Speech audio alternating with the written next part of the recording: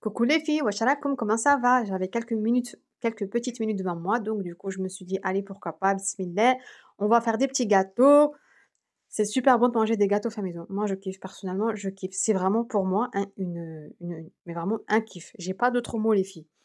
Donc du coup j'ai pris ce que j'avais chez moi. Les filles, moi je sais pas si certaines d'entre vous sont comme moi, mais moi je suis pas, je suis d'ailleurs rarement une recette à la lettre.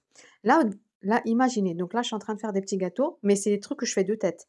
Je mesure absolument rien du tout. Ouais, ou nada, rien. Donc du coup c'est tout quasiment tout de tête, hein. Je fais tout de tête. كيما نقولوا في العربية الميزان في عيني. خلاص. Ça s'arrête là. Donc du coup, ça va être, à base de chocolat, à base de chocolat, donc là, j'ai utilisé des œufs, donc je les sépare. En fait, si les filles, si vous voulez que votre gâteau, un cake ou ce genre de choses soit moelleux, faut monter les blancs en neige. Voilà, c'est vraiment c'est l'astuce. Franchement, il y a pas 15 000 solutions. Pour moi, c'est vraiment ça. Donc voilà, pour rendre si vous voulez le rendre moelleux, voilà, faut les séparer. Et là, par contre, regardez, les filles, j'ai mis une petite cuillère à café de miel. Bon, c'est du faux miel, hein, c'est pas du vrai, hein. Voilà, et pour vous dire, ça marche, hein. Franchement, des fois, quand je vois des recettes, où c'est précisé de mettre, ouais, du vrai miel et cetera, je vous dis en toute honnêteté, hein, moi, j'ai toujours pris du faux miel et puis alhamdoulilah, ça a marché, hein, vraiment, ça a marché. Voilà, et donc j'ai aussi pris donc du yaourt nature pour vraiment rendre l'effet, vraiment le résultat final, vraiment moelleux, onctueux et cetera. Voilà, donc pour moi, ma c'est mon astuce à moi, bien évidemment. Chacun, je pense, a son astuce. Moi, c'est le yaourt nature que j'utilise toujours. Le yaourt nature et une cuillère à café de miel. Généralement, quand je fais toujours des gâteaux, des cakes, ce genre de choses, généralement, je mets toujours une cuillère à café de miel.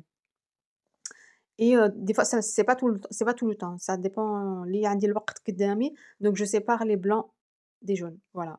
Donc du coup, là, j'avais vraiment un petit peu de temps, je me suis dit: «Allez tiens, bismillah, on va faire ça comme ça fait un petit moment que j'ai pas fait ce genre de gâteau», et franchement pour son résultat, il est vraiment c'est juste une pépite.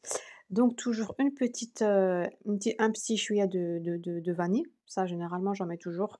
Soit je mets de la vanille, soit je mets, de l'amande, ça dépend. اللي عندي في الدار. J'ai mis du coup du beurre, donc là j'ai pas mis d'huile, j'ai mis du beurre, j'avais plus d'huile donc du coup j'ai mis du beurre, et donc j'ai mis également donc de la poudre de cacao, voilà. Donc là j'ai mis de la poudre de cacao et franchement on sent vraiment bien le chocolat. Et par-dessus, de toute façon, vous allez voir à la fin, donc j'ai mis une petite touche de déco et j'ai aussi mis du chocolat, donc l'effet chocolat, quoi, vous allez sentir. Voilà. Donc on remue tout ça, on remue, on remue, on remue, on remue, on remue. Voilà. Franchement, c'est une recette qui est vraiment très, très simple, hein. Vraiment, moi, j'appelle ça la recette vraiment, plus simple que ça, il y a pas, hein. Ensuite, je viens toujours tamiser la farine, enfin, toujours. Généralement, j'essaye. Voilà, ça m'est déjà arrivé, on va pas se mentir. Flemme, des fois, je me loupe, mais enfin, quand j'ai pas le temps ou quoi. Mais si seulement le fait de tamiser, franchement, c'est meilleur, les filles. Vous allez sentir franchement dans votre texture du gâteau, vous allez vraiment le sentir. Donc du coup, vraiment, je conseille. Si vraiment tu veux faire un bon gâteau bien réussi, voilà, faut vraiment faire ces étapes-là. Donc une petite pincée de sel, bien évidemment, donc pour faire monter donc ton blanc. Ça dure vraiment, quoi, allez, 1 minute, hein, franchement 1 minute, 1 minute. Franchement, ce gâteau entier m'a pas pris beaucoup de temps. En toute honnêteté, vraiment, ça prend pas beaucoup de temps.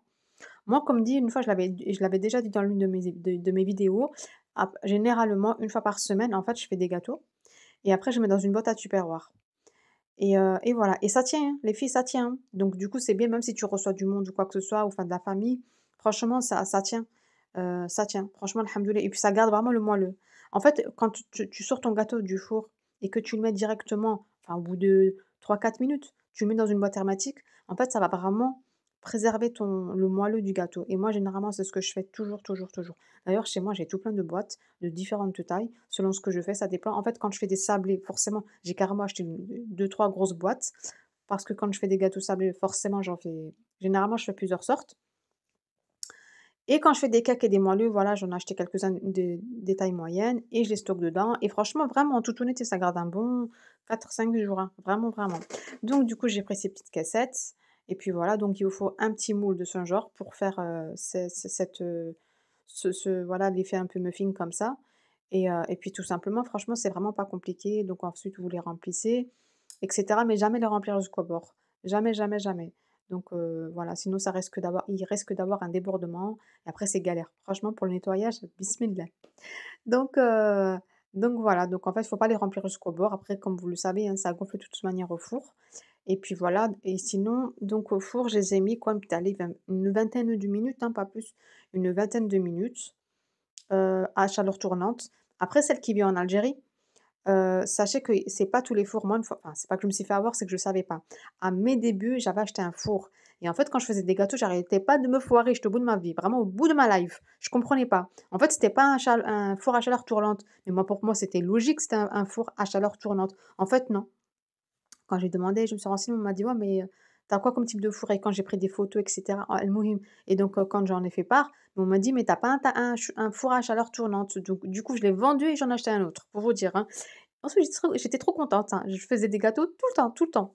Voilà les filles, en tout cas, bah, j'espère que ma petite vidéo vous aura plu. J'espère que, ben, ça vous donnera peut-être des idées, sait-on jamais et voilà, c'est mes petits gâteaux de la semaine et puis voilà, donc là, du coup, là, je vais les ranger. Je les ai décorés. Dites-moi s'ils sont jolis ou pas et puis voilà.